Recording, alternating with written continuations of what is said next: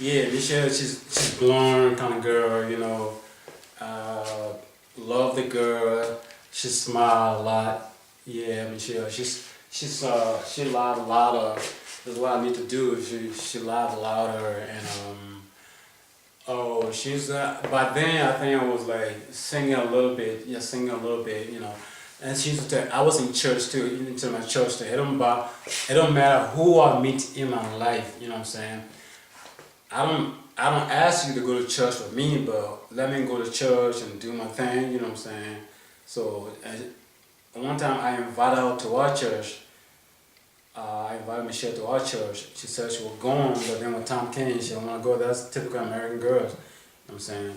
The only person that went to church with me in the state was Nita, even though she was not like a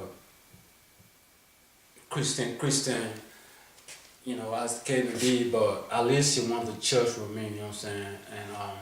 And that was good. So that was Michelle, and we did. She would come and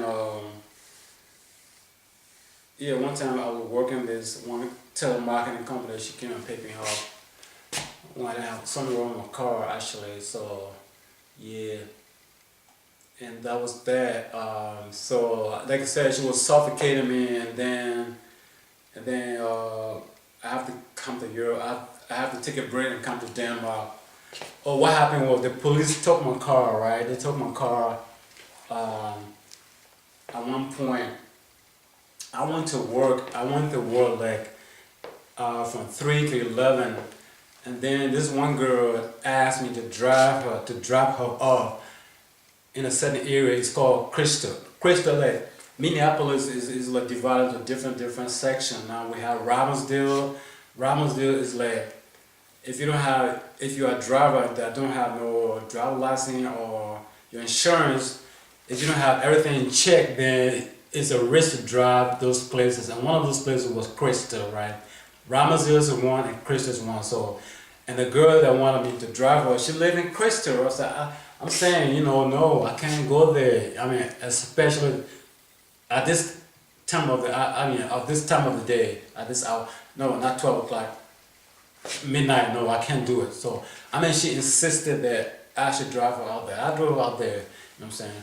And I got pulled over. I got pulled. The reason why I got pulled over was, you know, in the state, I don't know if you're not American, in the state, on your license plate, there's a little ticket, it's a little tab. It's called a tab, right? It's called a tab. You stick it on the license plate, and then you change it every year. People change it every year. Let's say now, let's say now I was born in June, right? So if I had a sticker this year's June, then I have to get another one next June. But in order to get that, if your car is not new, you have to take your car to an emission. Even if a car is new, you still got to take it out there to an emission test. It has to pass the test in order to get that sticker, right?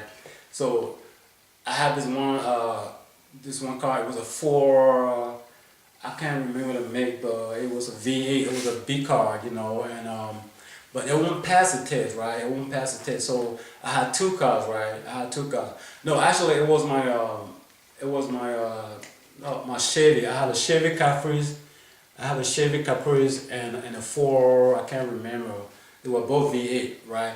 It was a Chevy Caprice that won't pass the test. So I took the tire from the four onto the Chevy.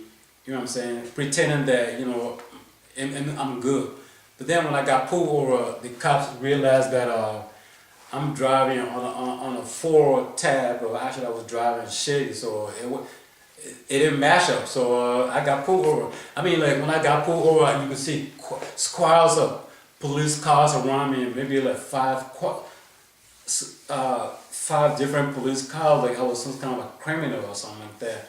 So I mean, what happened in the state is that when you get pulled over like that, even for let's say if you had a warrant on your ticket, if you have a warrant, for instance, you were supposed to pay some bill, okay, pay some fine, like $50, $100 for a previous traffic violation, and then pay it, then a warrant be issued on you, so you can be arrested anytime, put in jail, but let's say if you get arrested at like 6 o'clock p.m. or 12 o'clock in midnight, they send you to jail until the next day, and then they can find a court date for you. So this is what happened. So when they pulled me over, uh, they detain me from 12 o'clock till until the morning until they can find a court date for me. It's not something like you're going to jail for hours and hours. No, it's not like that.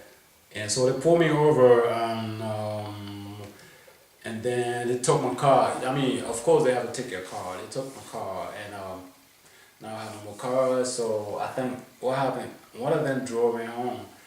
One of the officers drove me home, and then I was sick. So now I have no more car. You know what I'm saying? And I can't depend on Michelle.